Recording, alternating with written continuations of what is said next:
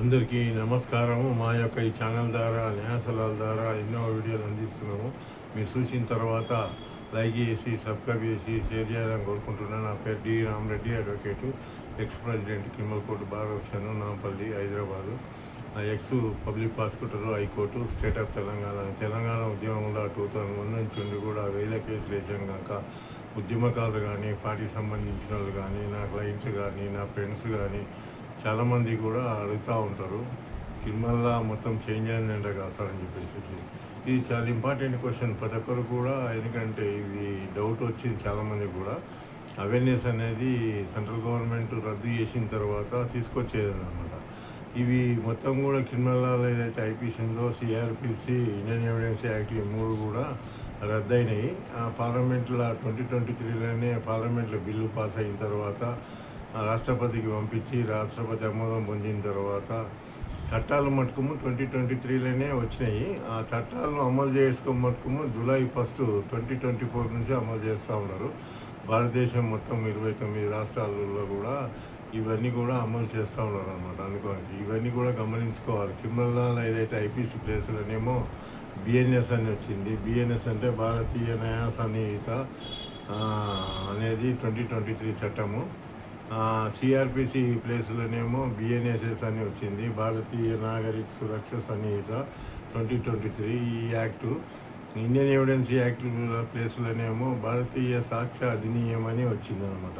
ఈ మూడు 2023 ఈ మూడు చట్టాలు కూడా క్రిమినల్ మూల స్తంభాలు అనమాట. ఇవన్నీ కూడా చాలా ఇంపార్టెంట్, ఎందుకంటే ఎప్పుడో బ్రిటిష్ కాలం నుంచి ఉన్నటువంటి చట్టాలను సెంట్రల్ గవర్నమెంట్ రద్దు చేసి, రివ్యూ చేసి, అన్ని సెక్షన్లు కూడా కుదించేసి కఠినంగా శిక్షించేటట్లు క్రిమినల్స్ని తప్పించుకోకుండా చేసిన చట్టాలు ఇవి. అందుకోనికి ఇవన్నీ కూడా చాలా ఇంపార్టెంట్. పబ్లిక్ లోపల అవేర్నెస్ అనేది ఇంకా రాలేదు. జూలై 1, 2024 నుంచి అమలు అవుతూ ఉన్నాయి. ఏదైతే మనం ఐపీసీ ఇండియన్ పీనల్ కోడ్ కింద నేరాలు చేసే కేసులు బుక్ చేసేలో అది 1860 చట్టం. అది 1860 చట్టము. 511 సెక్షన్స్ ఉంటుండే అందులో 511 అన్నీ కూడా కుదించేసి 358 కిందనే బిఎన్ఎస్ అని భారతీయ న్యాయ సన్నిహిత అనే చట్టం తీసుకొచ్చారు. ఆ చట్టంలో 358 సెక్షన్స్ ఒకటి ఒక నేరానికి సంబంధించింది. ఆ సెక్షన్ల కింద 2024 జూలై 1 నుంచి కూడా ఎవరు నేరం చేసినా బిఎన్ఎస్ యాక్ట్ కింద ఎఫ్ఐఆర్ ఇష్యూ చేసి, ఎందుకంటే రిమైండ్ చేస్తూ ఉన్నారు ఇవన్నీ 29 రాష్ట్రాలలో కూడా. ఇంకోటి ఏంటంటే, మనము కేసులు బుక్ అయిన తర్వాత, రిమైండ్ అయిన తర్వాత ప్రొసీజర్ ఫాలో అవ్వాలి కనుక how to file bail petition అనేది కానీ, డిశ్చార్జ్ పిటిషన్ కానీ, ఏదైనా రిటర్న్ ఆఫ్ ప్రాపర్టీ కానీ, ఇవన్నీ కేసులు పోలీసులు కూడా వాళ్ళు కూడా ఎఫ్ఐఆర్ ఎట్లా చేయాలి, రిమైండ్ రిపోర్ట్ ఎట్లా చేయాలి, ఛార్జ్ షీట్ ఎట్లా చేయాలి, ఇవన్నీ కూడా ఇంతకుముందు సిఆర్పిసి ఫాలో అయ్యేటారు అనమాట. సిఆర్పిసి రద్దయింది కనుక సిఆర్పి ప్లేస్లో భారతీయ నాగరిక సురక్ష సన్నిహిత చట్టం వచ్చింది కనుక దాన్ని ఇప్పుడు ఫాలో కావాలి. ఎందుకంటే జూలై 1 నుంచి కేసులు బుక్ అవుతున్నాయి కనుక దాని ప్లేస్లో ఇది వచ్చింది బిఎన్ఎస్ఎస్ అని. అప్పుడు ఇంతకుముందు సిఆర్పిసి 1973 చట్టము, ఆ 1973 చట్టము ఇప్పుడు రద్దయినది కనుక దాంట్లో ఇప్పుడు ఇంకా 484 సెక్షన్స్ ఉంటుండే. అందులో ఇప్పుడు 531 సెక్షన్స్ పెట్టారనమాట. ఒక ఇళ్ళ సెక్షన్స్ పెరిగినాయి అనమాట. అందుకని మన కేసు ట్రయల్ చేసేటప్పుడు ఏదైతే ఎవిడెన్స్ యాక్ట్ను ఫాలో అవుతుంటామో, పోలీసులు కూడా ఇన్వెస్టిగేషన్లో కానీ, సివిల్ కేసుల్లో కానీ, ట్రయల్ కానీ, విచారణ జరిగేటప్పుడు ఇండియన్ ఎవిడెన్స్ యాక్ట్ అనేది ఫాలో అవుతాం కంపల్సరీ. ఇండియన్ ఎవిడెన్స్ యాక్ట్ అనేది చాలా ఇంపార్టెంట్. ఎవిడెన్స్ యాక్ట్ ప్రకారమే డాక్యుమెంట్ ప్రూఫ్ కానీ, మిగతాయి కానీ, ఇవన్నీ కూడా how to cross examination, how to chief examination, ఇవన్నీ కూడా ఇండియన్ ఎవిడెన్స్ యాక్ట్లో తెలుస్తాయి అన్నమాట. అందుకోనికి ఇవన్నీ కూడా ఇప్పుడు దాని ప్లేస్లో భారతీయ సాక్ష్య అధినియం అని వచ్చింది. ఇంతకుముందు 167 సెక్షన్స్ ఉంటున్నది. అది ఎందుకంటే 1872 చట్టం. అది 1872 చట్టం రద్దయింది కనుక ఇప్పుడు దాని ప్లేస్లో ఇప్పుడు భారతీయ సాక్ష్య అధినియం అని వచ్చింది. ఇందులో కొంచెం 3 సెక్షన్లు పెరిగి 170 అయినాయన్నమాట. భారతీయ సాక్ష్య అధినియం బిఎస్ఏ అనమాట. ఇదన్నీ సివిల్లో కానీ, క్రిమినల్లో కానీ ఉపయోగపడతాయి. ఎందుకంటే సెంట్రల్ గవర్నమెంట్ ఎప్పుడో పురాతనమైన చట్టాలు ఉన్నాయి కనుక క్రిమినల్స్ తప్పించుకుంటున్నారు కనుక కఠినంగా శిక్షించాలంటే, ఎందుకంటే వాళ్ళకు బెయిల్ పొందకుండా స్పీడ్ డిస్పోజల్, కన్విక్షన్లు ఇచ్చేటట్లు ఇవన్నీ సెక్షన్లు కూడా చాలా ఆల్టర్ చేశారన్నమాట. చాలామంది కూడా తెలియదు అనమాట. ఏదంటే 29 రాష్ట్రాలలో కూడా చిన్నపిల్లల మీద, మహిళల మీద మానభంగాలు, సెక్సువల్ హరాస్మెంట్ ఎక్కువైనాయి కనుక 29 రాష్ట్రాలలో వాళ్ళని తప్పించుకోకుండా కఠినంగా శిక్షించాలంటే ఇటువంటి సెక్షన్స్ రావాల్సిందేనని వాళ్ళు, ఎందుకంటే కఠినంగా వాళ్ళకు బెయిల్ ఇవ్వకుండా సెక్షన్లు విధించాలని చెప్పేసి మళ్ళా పనిష్మెంట్ కూడా చాలా కఠినంగా చేశారు. ఆ పనిష్మెంట్ కూడా స్పీడీ డిస్పోజల్ చేసి కన్విక్షన్ ఇచ్చేటట్లు ఈ చట్టాలలో కొన్ని ఉన్నాయన్నమాట. అనుకోనికి అంత ఈజీ కూడా ఇప్పుడు బెయిల్ రాదు. మీరు గమనించుకోవాలి. నేరాలకు పాల్పడిన వాళ్ళు తప్పించుకునే పరిస్థితి లేకుండా ఎందుకంటే చట్టాలు చేసిండ్రు. అందుకని చెప్పేసి చాలా మందికి పబ్లిక్ లోపల అవేర్నెస్ రాలే. ఎందుకంటే సెంట్రల్ గవర్నమెంట్ ఎప్పుడైనా కూడా ఎందుకంటే సెమినార్స్ కండక్ట్ చేసి print media, electronic media public లోపల తీసుకుపోయిందంటే ఇంకా అవేర్నెస్ వస్తుంది. ఎవరైతే కేసుల్లో బుక్ అయిందో వాళ్ళకే తెలుస్తుంది, వేరే పబ్లిక్ తెలుస్తలేదన్నమాట. అనుకో కొత్త చట్టాలు వచ్చినవన్నీ ఇవన్నీ కూడా చాలా ఇంపార్టెంట్ అన్నమాట. భారతదేశం 29 రాష్ట్రాలలో కూడా జూలై 1 నుంచి కూడా అన్నీ అమలు అవుతూ ఉన్నాయి. ఈ చట్టాల వల్ల ఏమన్నా చేంజ్ అయినవా సార్ అని కూడా అడుగుతూ ఉంటారు. చట్టాల వల్ల కొన్ని చేంజ్ అయినాయి, కొన్ని కఠినంగా ఉన్నాయి కనుక ప్రొవిజన్ ఆఫ్ లా చాలా ఇంపార్టెంట్ కనుక అందుకోనికి ప్రొవిజన్ ఆఫ్ లా పాత సెక్షన్లకు ఈ సెక్షన్లకు సేమ్ ఉంటాయి, కంటెంట్స్ సేమ్ ఉంటాయి. సెక్షన్లు చేంజ్ అయితే కొన్ని సెక్షన్లు మనకు కఠినంగా ఉంటాయన్నమాట. అందుకోసం మీరు గమనించుకోవాలి. అందుకోని చెప్పేసి గమనించుకొని ప్రతి ఒక్కరు కూడా ఫాలో కావాల్సి వస్తుంది. క్రిమినల్ లా అందరూ కూడా, ఎందుకంటే 29 రాష్ట్రాలలో కూడా జూలై 1 నుంచి అమలు చేస్తూ ఉన్నారు కనుక అందరు కూడా కోర్టులు, అడ్వకేట్లు, జనరల్ పబ్లిక్, పోలీసులు, న్యాయమూర్తులు, ఎందుకంటే లార్డ్షిప్స్ కూడా ఫాలో అవుతున్నారు అన్నమాట. ఈ మధ్యకాలంలో చాలామంది కూడా అరెస్ట్ చేసిన తర్వాత ఎందుకంటే పోలీసు వాళ్ళు ఎందుకంటే సార్ మాకు చెప్తలేరు, ఎక్కడ రిపోర్ట్ ఇస్తారు వాళ్ళు ఎందుకని అని కూడా అడుగుతూ ఉంటారు. ఇది చాలా ఇంపార్టెంట్ క్వశ్చన్ కూడా. ఎంతమంది నాకు ఫోన్ చేసి పోలీసు వాళ్ళు అరెస్ట్ చేసి ఎందుకంటే అరెస్ట్ను చూపిస్తలేదు సార్ అని కూడా చెప్తున్నారు, ఇలీగల్గా కూడా డిటైన్ చేస్తుండ్రని. ఈ సెక్షన్ ఏదైతే 59 కింద బిఎన్ఎస్ఎస్ యాక్ట్ కింద వాళ్ళు ఎందుకంటే ఇంతకుముందు 58 ఉండే సిఆర్పిసి, 58 సిఆర్పిసి కింద police to report apprehension person ఎవరినైతే పట్టుకుంటారో వాళ్ళను ఇమ్మీడియట్లీగా కన్సర్న్ మేజిస్ట్రేట్కి కానీ ఎందుకంటే డిస్ట్రిక్ట్ సబార్డినేట్ కోర్టు కానీ ఎగ్జిక్యూటివ్ మేజిస్ట్రేట్ ముందర కమ్యూనికేట్ చేయాలి సెక్షన్ ప్రకారం. ఇంతకుముందు 58 ఉండే సిఆర్పిసి, 58 ప్లేస్లో 59 ఉంది. 59 ప్రకారము పోలీసు వాళ్ళు కంపల్సరీ అరెస్ట్ చేసిన తర్వాత అతన్ని కన్సర్న్ కోర్టు ఏదైతే ఉంటుందో పోలీస్ స్టేషన్లకు, ఒక్కొక్క పోలీస్ స్టేషన్కు ఒక కోర్టు ఉంటుంది కనుక ఆ కోర్టు 4-5 పోలీస్ స్టేషన్లు కలిసి కూడా ఒక కోర్టు ఉంటుంది.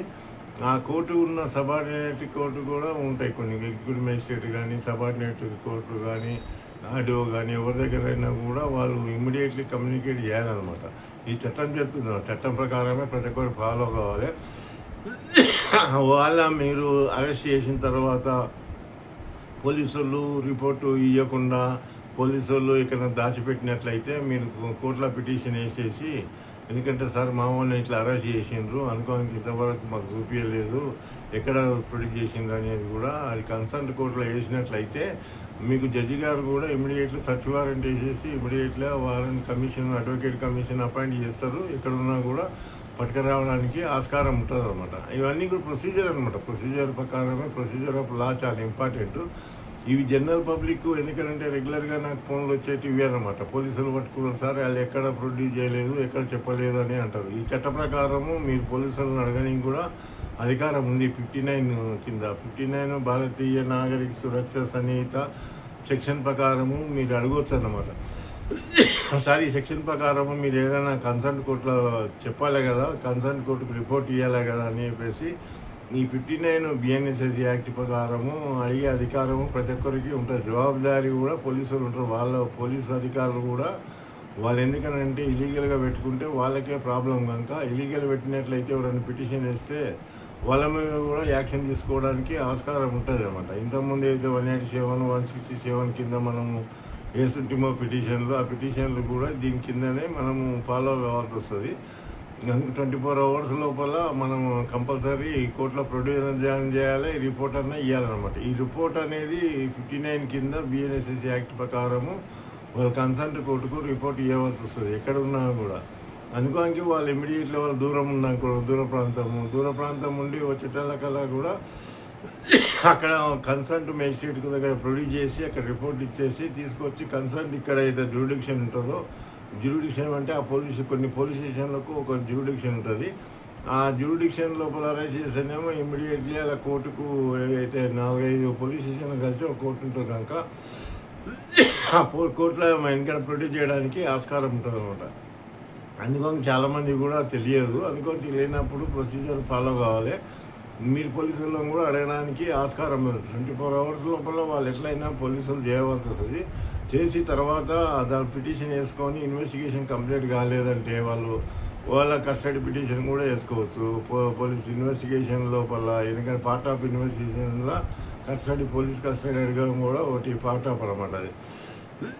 అందుకని చెప్పేసి వాళ్ళు కంపల్సరీ రిపోర్ట్ ఇవ్వాల్సిందే. ఎందుకంటే సబార్డినేట్ కోర్టు కానీ, మున్సిపల్ మేజిస్ట్రేట్ కానీ, కన్సర్న్ ఏ మేజిస్ట్రేట్ ఉంటే వాళ్ళకు ఏదైతే వాళ్ళు రెగ్యులర్గా కోర్టులో రిమైండ్ చేస్తారో, రిమైండ్ చేసే కోర్టుకే వాళ్ళకున్న జ్యూరిడిక్షన్ పాయింట్ ఆఫ్ వ్యూ వాళ్ళని తీసుకుపోయి అక్కడ చేసి మెడికల్ చెకప్ చేసిన తర్వాత వాళ్ళని తీసుకొచ్చి అక్కడ కోర్టులో రిపోర్ట్ ఇస్తారనమాట. వాళ్ళ నెలను అరేంజ్ చేసినాం సార్ అని చెప్పేసి కూడా రిపోర్ట్ ఇచ్చేసి రిమైండ్ చేస్తారు. రిమైండ్ చేసి వాళ్ళ ఇంటిమేషన్ కూడా ఇచ్చేసి రిమైండ్ రిపోర్ట్ తర్వాత కూడా పంపడానికి ఆస్కారం ఉంటుంది. వాళ్ళకి ఇన్వెస్టిగేషన్ కంప్లీట్ కాలేదంటే కోర్టులో కంపల్సరీ ప్రొడ్యూస్ చేసినాక మళ్ళీ పిటిషన్ వేసుకోవాలి. వాళ్ళు పోలీస్ కస్టడీ పిటిషన్ వేసుకోవాలి. చాలామందికి జనరల్ పబ్లిక్ తెలియదు అనమాట. ఎందుకంటే సార్ తీసుకొచ్చి జైలు పంపలేదు సార్ మళ్ళీ పోలీసులు అని చెప్పేసి కూడా అంటారు. అందుకని కొంతమంది ఇల్లీగల్గా కూడా 2-3 రోజులు పెట్టుకుంటారు. అది ఎందుకంటే చాలా అన్యాయం అది. ఎందుకంటే వాళ్ళు కొంతమంది పోలీసులు ఇన్ఫర్మేషన్ కూడా ఇయ్యరు. ఎందుకంటే చాలామంది కూడా నేను అడుగుతూ ఉంటా, చాలామంది కూడా ఇబ్బందులు పెడతా ఉంటారు. అందుకని ఇవన్నీ కూడా న్యాయం కాదు. న్యాయం, ధర్మం, చట్ట ప్రకారము పోలీసులు కూడా ప్రొవిజన్ ఆఫ్ లా ఫాలో కావాల్సిందే. ఎందుకంటే 59 సెక్షన్ ప్రకారము వాళ్ళు కోర్టులో ఎందుకంటే రిపోర్ట్ ఇవ్వాల్సిందే అనమాట, ఈ సెక్షన్ ప్రకారం. అందుకని చాలామంది కూడా ఎందుకంటే జనరల్ పబ్లిక్ కూడా హరాస్మెంట్ చేస్తూ ఉంటారు కనుక అది అన్యాయము. మీరు అరెస్ట్ చేసి లీగల్గా ఎవరైతే ఉంటారో లీగల్గా కోర్టులో ఫైట్ చేయాలి. కానీ ఇల్లీగల్గా పెట్టేసి హరాస్మెంట్ చేయడము, వాళ్ళ ఫ్యామిలీ మెంబర్స్ని తీసుకుపోవడము, పోలీస్ స్టేషన్లో కూర్చోబెట్టడము, ఎంతవరకు స్వభావం అని కూడా నేను జవాబు అడుగుతూ ఉన్నాను అందరినీ కూడా. పోలీసుల్లో కూడా అడిగితే కూడా వాళ్ళు కరెక్ట్ ఇన్ఫర్మేషన్ ఇయ్యరనమాట. వాళ్ళు కూడా ఎక్కడ పెట్టింది అనేది కూడా చెప్పరు కూడా. అందుకోనికి మీరు వాళ్ళు అటువంటిప్పుడు చెప్పనటువంటి పోలీసు వాళ్ళ మీద ఏ పోలీసు వాళ్ళు తీసుకుపోయిందో వాళ్ళ మీద పిటిషన్ హైకోర్టులో కానీ కింది కోర్టులో కానీ వేసుకోవడానికి మీకు ప్రొవిజన్ ఉంది కనుక ప్రొవిజన్ ప్రకారము పిటిషన్ పెట్టుకున్నట్లయితే జడ్జి గారు ఆర్డర్ ఇచ్చేసి ఆ కన్సల్ట్ పోలీసు వాళ్ళు పోలీస్ స్టేషన్ సెర్చ్ చేయమని కూడా అడ్వకేట్ కమిషన్ను అపాయింట్ చేస్తారన్నమాట. ఇవన్నీ కూడా చాలామంది కూడా ఫోన్లు చేస్తూ ఉంటారు. జనరల్గా ఇవన్నీ కూడా ఎందుకంటే రెగ్యులర్గా జరిగే ప్రాసెస్ కనుక ఎంతమంది నాకు ఫోన్లు వస్తూ ఉంటాయి. ఆ ఫోన్లు వచ్చినప్పుడు ఇదే చెప్తుంటారు అనమాట. ఎందుకంటే జిల్లాల వారీగా వాళ్ళు కూడా ఫోన్ చేసి సార్ మా పిల్లల్ని తీసుకుపోయారు, ఇట్లా కేసులో పెట్టారు, ఆ కేసు పెట్టినప్పుడు ఇన్వెస్టిగేషన్ కంప్లీట్ కానీ కోర్టులో కానీ అక్కడ కానీ ప్రొడ్యూస్ చేయరాలు. ఇలీగల్గా 2-3 రోజులు పెట్టుకుంటారు, కొంతమంది 1 రోజులు కూడా పెట్టుకుంటారు ఉండరు. అది అన్యాయం అనమాట. అది ఎందుకంటే అథెంటిక్గా ఉండదు అనమాట. అది అందుకని కావాలని హరాస్మెంట్ చేయడము ఇవన్నీ కూడా పద్ధతి కాదు. మీరు అందుకోనికి మీ పిల్లగాడు ఎక్కడైనా మీ అబ్బాయి ఎక్కడైనా అరెస్ట్ చేసినట్లంటే పోలీసు వాళ్ళు ఇమ్మీడియట్లీ ఎందుకంటే ఈ ప్రొవిజన్ ప్రకారము 59 BNSS ప్రకారము కన్సర్ట్ కోర్టుకు రిపోర్ట్ ఇవ్వాల్సిందే. వాళ్ళు రిపోర్ట్ ఇచ్చిన తర్వాత అతను అక్కడ రిమైండ్ చేయవలసిందే.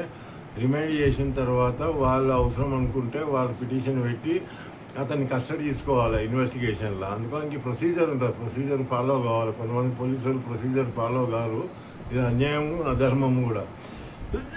ధర్మం ప్రకారము మీరు కోర్టులో ప్రొడ్యూస్ చేయాలి. వాళ్ళ మీద కేసు ఉన్నట్లయితే వాళ్ళు ఫైట్ చేస్తారు, వాళ్ళు అడ్వకేట్ని ఎంగేజ్ చేసుకుంటారు. వాళ్ళు బెయిల్ పిటిషన్ కావాలంటే మిగతాది ఏదన్నా ప్రాసెస్ కూడా అవుతుంది. మీరు కూడా లీగల్గా కావాలనుకుంటే మీరు పిటిషన్ వేసి పోలీస్ కస్టడీ అడిగినట్లయితే ఫర్దర్ ఇన్వెస్టిగేషన్ కోసము మీరు పిటిషన్ పెట్టుకోని కూడా పోలీసులకు నేను చెప్తా ఉన్న సజెషన్ ఇస్తూ ఉన్నా కనుక మీరు ఇమీడియట్లీ అరెస్ట్ చేసినప్పుడు కన్సర్న్ కోర్టు కానీ సబార్డినేట్ కోర్టు కానీ వాళ్ళ ఫ్యామిలీ మెంబర్స్ కానీ ఇంటిమేషన్ ఇవ్వాలి. అది పద్ధతి అన్నమాట, అది ప్రొసీజర్ అనమాట.